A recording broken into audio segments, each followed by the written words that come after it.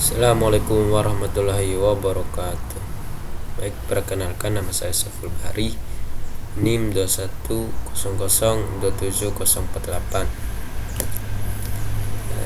Baik, hari ini saya akan menjelaskan mengenai hadis arba'in, hadis yang ke-30. Langsung saja.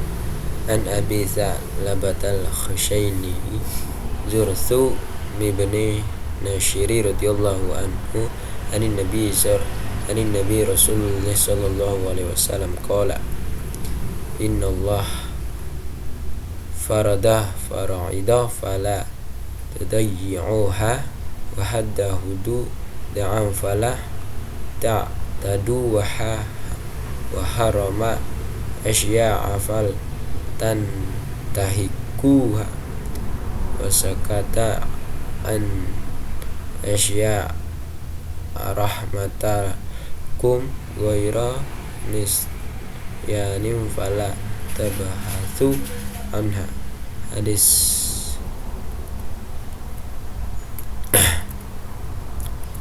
yang artinya Abu Tha'labah al-Khushaini Dzurtsum bin Nashi radhiyallahu anhu meriwayatkan bahwa Rasulullah sallallahu alaihi wasallam bersabda, sesungguhnya Allah telah menetapkan berbagai kewajiban, maka janganlah kalian menyia-nyiakan kewajiban itu. Dia telah menetapkan batasan-batasan hukum, maka janganlah melampauinya. Dia telah mengharamkan beberapa hal, maka janganlah kalian melanggarnya. Dia juga mendiamkan beberapa perkara sebagai bentuk rahmat bagi kalian, bukan karena lupa, maka janganlah kalian membahasnya. Hadis riwayat Al-Darqutni dan lainnya.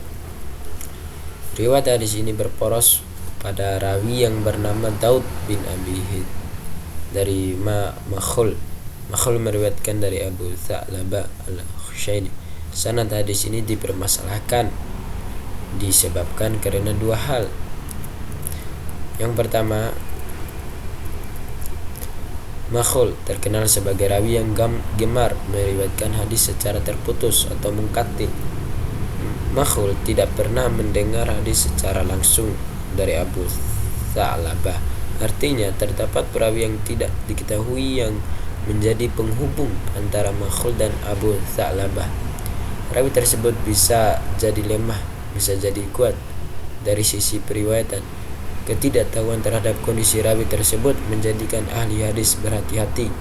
Ini sesuai kaidah dalam ilmu hadis, yaitu al-asul al-adam. Pada dasarnya kabar itu tidak ada.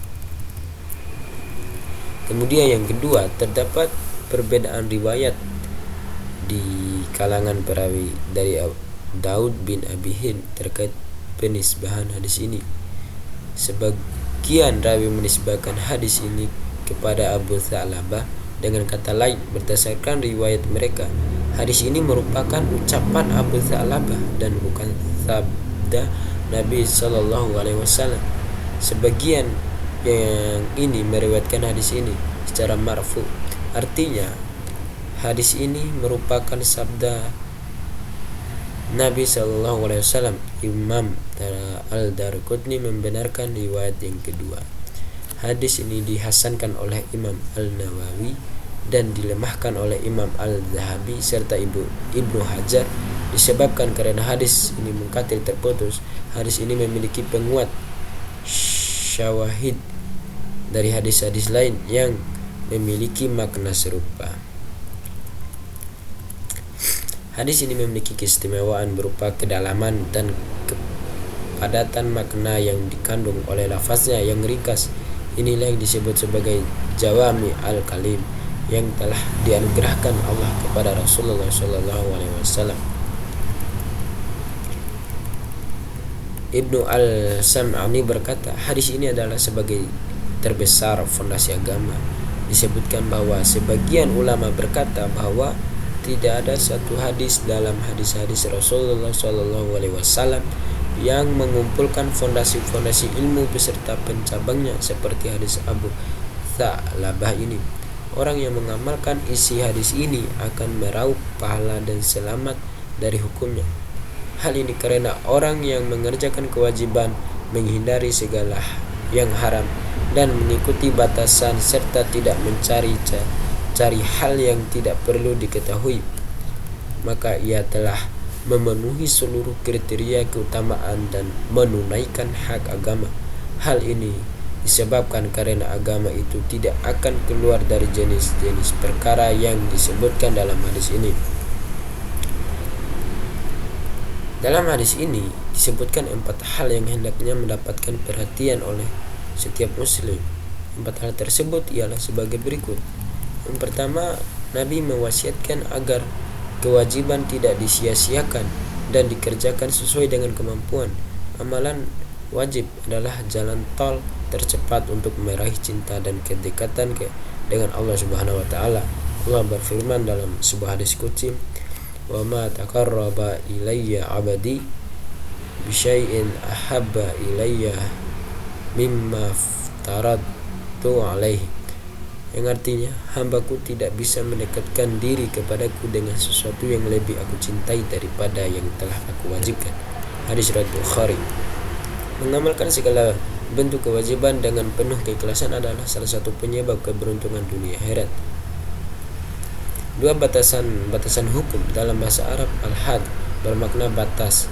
Dalam terminologi syariat, al-had sendiri memiliki aneka makna. Di antaranya adalah segala perintah dan larangan. Larangan untuk tidak melampaui berarti larangan untuk menyelisih perintah atau larangan tersebut. Kedua, hukuman yang telah ditetapkan oleh syariat seperti hukuman bagi pezina, orang yang minum khamar, pencuri, dan menuduh orang yang berzina. Jika dikatakan demikian, makna larangan itu makna untuk tidak melampaui berarti larangan agar tidak menambah atau mengutak-atik hukum tersebut. Yang ketiga adalah segala yang diharamkan. Maksudnya ialah segala perkara yang diharamkan oleh Allah dan Rasulnya. Dijanjikan ancaman bagi pelakunya, bahkan bagi beberapa perkara diberlakukan hukuman di dunia. Yang keempat adalah perkara yang didiamkan. Maksudnya ialah tidak disebutkan nas yang melarang atau memperbolehkannya. Larangan ini berlaku secara lugas di zaman Nabi Shallallahu Alaihi Wasallam. Wahyu masih diturunkan. Hal ini dikarenakan pertanyaan dari gunung dan turun hukumnya. Hukum yang berat olehnya Rasulullah Shallallahu Alaihi Wasallam bersabda, orang muslim yang paling besar dosa terhadap kaum muslimin lainnya adalah orang yang bertanya tentang sesuatu yang sebelumnya tidak diharamkan bagi kaum muslimin, namun akhirnya diharamkan bagi mereka disebabkan pertanyaan. Hadis riwayat Muslim. Lalu Anas bin Malik mengatakan,